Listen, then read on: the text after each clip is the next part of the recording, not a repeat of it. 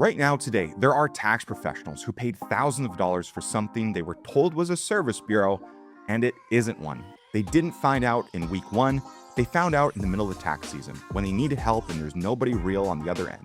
And by then, they burnt a whole season and the money that went with it.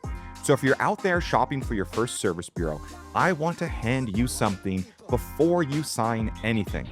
5 questions. 5 questions you should ask to whoever's trying to sell you a service bureau. And if they can't answer all 5 clearly, you walk away.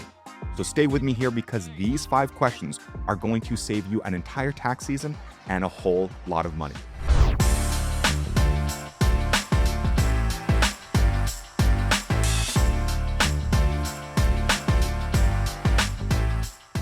Hey, my name is Ross Farnsworth. I'm the co-founder of Service Bureau Accelerator. We've helped over 1,200 tax pros start and scale a successful service bureau, and we currently produce over 300,000 funded bank products every single tax season. And the reason I'm making this video is because most of the people we get on the phone with have already paid someone for a bad service bureau deal before they ever found us. Because I'd rather you catch that here before you even spend a dime instead of on a call with our team when you've already lost out on an entire tax season. So let me tell you what we're seeing in the industry right now, because it's the whole reason why these questions really matter.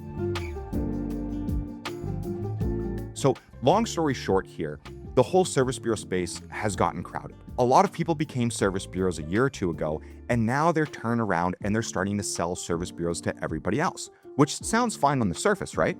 But here's the problem. A lot of these individuals have not yet actually built a real successful service bureau business themselves that's consistently growing. They've never had to support a service bureau in the trenches. They've never had an ERO call them in February with a bank problem and a customer's refund on the line. So when you buy from someone like that, you're not getting a partner who knows the model, who understands the business, who can help you succeed. Instead, you're getting someone who's still figuring out themselves. And now you're figuring out right alongside them. That is basically the blind leading the blind. And you are the one paying for the lesson. And honestly, the whole thing has kind of been hush-hush. There's been, a lot of people selling service bureaus, and exactly why these bad deals keep getting sold season after season. People sign up, they don't really know what they don't know, and it's costing them hundreds, even thousands of dollars, but they just can't see it yet. Now look, I'm not here to trash on any one person or one company by name. I'm simply trying to prepare you, the audience, and the industry to help you make sure that you don't fall into a bad deal or a bad scenario that we see pretty much every single week with the EROs and the service bureaus that we talk to. So what I'm gonna do in this video here is I wanna hand you the questions that will help you determine whether the person you're talking to who's trying to sell you a service bureau, A, actually knows what they're talking about and can deliver on their promises, B, make sure you're getting a real service bureau and not being told it's a service bureau while basically getting a completely different setup, essentially becoming a reseller. And these two things here are completely different, by the way, right? A service bureau and a reseller. So you're gonna wanna ask these 5 questions and the answers are going to tell you everything. So let's get into it. So question number 1, do I get full backend access? Number 2, who controls the fees and do I keep all of it? Number 3, what does support actually look like during the tax season? Number 4, who helps me when my ERO is having issues with the banks? And number 5, how are you going to help me actually grow my service bureau? Now, each one of these questions has a correct answer, and the details on each one are exactly where people get fooled. So stay with me through every question here. So question number 1, will I have full access to the backend where I can set up and issue software licenses completely on my own? This here is the foundation. If they answer this wrong, nothing else matters. Because here's the truth. If you cannot go out and issue a license on your own, if you do not have full backend control, someone else is controlling your service bureau for you. You want to be in the driver's seat. It's the difference between being a real service bureau and just simply reselling a software license that you don't have any control over. So to simplify, if you cannot issue a license yourself, start to finish, you're not a service bureau. Point blank, straight up, you're not. You're a reseller. Whoever told you you're a service bureau, but they're the ones setting up every license behind the scenes, they are the real service bureau. You're just the front person signing people up for their software. Now, when you're brand new, this can sound like a good deal, right? You're like, okay, well, I don't have to handle all the back-end stuff. I can just go and sell and market and get users on the software, and I can still make some money. That sounds good. And depending where you're at, that might even work for a minute. But here's what you're going to figure out fast. The person controlling the back-end usually controls the fees as well. So the second you start producing real volume, you're going to realize very quickly that there's a pile of money getting left on the table. Money that you could have used just to go and hire someone that's going to be able to do all that setup work for you. Instead, it's going straight into someone else's pocket. So the right answer is that you get full back-end control. You can issue software licenses on your own. You do everything from start to finish with training to walk you through it, but you have full control. You do not need to wait or get anyone to lift a finger for you. You are in the driver's seat all the way through the process. That is what you want to hear to ensure that you are a real service bureau. So now let's dive into question number 2. Who gets the service bureau fee and the transmitter add-on fee? Do I keep 100% of them? Or is there a minimum markup that I'm forced to add and then I get everything on top? This one here is about the money. So pay close attention here because this is your bottom line. In a real service bureau, both of these fees start at 0, right? The transmission add-on fee starts at 0. Whatever you mark up goes to you. The service bureau fee starts at 0. Whatever you mark up goes to you as well. When you are a real service bureau, every single dollar here goes to you. Now, here's the bad deal version.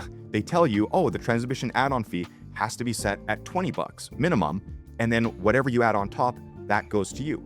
Well, it's pretty obvious what's happening here. That first $20, that's not going to you, that's going to them. You only keep whatever you stack on top. And if they say the same thing for the service bureau fee, run. If they are requiring you to set additional fees before you can add your own dollars, they are not giving you a real service bureau deal. Again, as a service bureau, 100% of every dollar added, whether it's a service bureau fee or transmission add-on fee, it should all be going to you. Now, let me show you what that actually costs you. So let's say you've got an ERO doing 100 funded bank products in a single season. Well, that forced $20 minimum is $2,000 off that one ERO going to whoever sold you the service bureau. That's just one ERO, but now picture 10 of them. That is now $20,000 a year going out of your pocket on volume you brought in. Again, in a real deal, if you set a service bureau fee at $50 and an add-on fee at $50 as well, that means you keep a total of $100 per funded bank product. On 100 products, that's $10,000 on one ERO. All of it is yours. So the right answer here is that you get to set the fees, you keep every dollar, every penny, and there's no minimum that you don't get. Now, real quick, if you're sitting here realizing that the deal that you're about to sign, or maybe one you already signed last year, doesn't pass these first 2 questions, you don't have to wait until the end of this video. What I would encourage you to do, we run a free training that walks you through the full math, exactly what a real service bureau looks like, along with actual business models that our members have implemented to grow to 6 and 7 figures. And so if you're interested in getting access to the training, the link is right below this video description. It's about 45 minutes long. Check it out. Bring a notepad and pen to that call. You will not be disappointed. All right, so let's keep going. So question 3, and this is the one almost nobody asks until it's too late. What does your support actually look like in the tax season specifically? How many people are on your support team, and what is the response time I should expect? Now, another way you can get some important information about support is by asking, hey, do you have your own tax office that you're managing in the tax season? If they say yes, then there's a strong chance that they're going to be too busy running their own tax office to help properly support you during the tax season. So don't just ask whoever you're buying a service bureau from, don't just ask them, hey, do you have support? Everyone's going to say yes to this. What I'm talking about specifically is January and February, where you and I both know it's the busiest, craziest, most stressful, and most important time of the entire year. And here's the trap that we see far too often. The person selling you the service bureau, a lot of the time is running their own tax office. So right when you need support most, in the peak of the tax season, when you have EROs needing support and asking you questions you may not yet know the answer to, you have no one to reach out to because your service bureau provider is too busy with their heads down on their own returns, running their own office, versus helping you support and grow your service bureau. And this is the single biggest complaint we hear from so many people who end up switching over to working with us. Their old service bureau disappeared at the exact moment when it mattered most for them. And it rolls downhill. When you can't get support, that means you can't support your EROs. And when your EROs can't get support, they leave you. So the right answer here, yes, we have a dedicated support team that isn't buried in our own office during tax returns because we don't have an office. So now let's move on to question number 4. When there's a problem with the banks and I need to help my ERO sort it out, who can help me with this?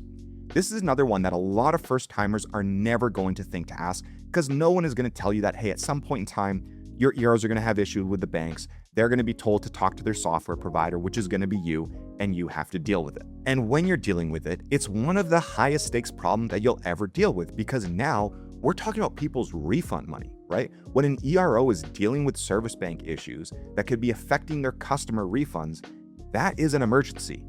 It happens, and you need it fixed fast. We deal with this constantly inside our program. We have EROs who have banking problems. It goes up to their service bureau. They reach out to us, and we get on the phone with the right people in the right places with the banks, and we get it resolved fast. And that only works because we've built out those relationships over the years. So ask the person selling you a service bureau straight up, hey, when my ERO has a bank problem, how exactly are you going to help me escalate it? If they don't have an answer, if they don't have those relationships already built, that's a red flag. Again, you need somebody who can actually pick up the phone and get it handled when there's money on the line.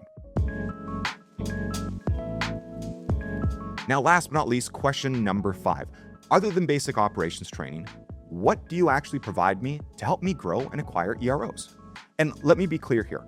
Operations training, how to push the buttons in the software, that should always be included no matter what. Like that's the baseline training that someone should provide you. And that's not what you're asking here. What you want to ask is, what are the proven step-by-step blueprints that you're going to teach me to show me how to go out and actually get EROs buying my software? Because being a service bureau isn't the goal. Growing one is, right? And anybody you partner with should already know exactly what that growth path looks like, and they should hand you a plan that you can actually follow step by step. And if they can't clearly tell you how they're going to help you get customers, it's probably because they're still figuring out for themselves, right? And look, there's nothing wrong with that, but at the end of the day, you're right back to that first scenario, the blind leading the blind. Now, here's what it looks like when you start with a real deal and real growth help. So over here at the Service Bureau Accelerator, we start everyone in our foundations training. That basically teaches you the ins and outs, understand the revenue, understand the different business models within being a service bureau. From there, you're going to dive into the 7-day launch program where we break down day by day for your very first week, strategies with action plans, templates, scripts, resources, and everything you need to go and get your first deal done and your first sale closed within your first week inside of our program. Once you've completed the 7-day launch, our core training selection opens up where we have tons of other training, whether you need help with sales, we have presentation templates and scripts, we have marketing training, we show you how to run paid advertisements, how to grow organically through the leveraging social media. We have all these trainings, blueprints, plus ongoing coaching calls to help you follow, implement, and execute our strategies that have been proven to help service bureaus brand new go and generate 6 or 7 figures within a few years. And if you want to hear what they actually have to say, check out our YouTube channel, go subscribe, go watch some of those interviews. We've had a lot of our members on our channel having interviews, learning about what they were able to implement through our program to see results and really help them grow and scale their service bureau. So to recap, let's put all 5 of those questions together again. Question number 1, do I get full backend access? Number 2, who controls the fees and do I keep all of it? Number 3, what's support like in tax season specifically? Number 4, who helps me when my EROs have issues with the banks? And number 5, how are you going to help me grow? Write these down. Take them into every single conversation you have with anyone selling you a service bureau. And if they can't answer all 5 clearly with the right answers, you've got your answer.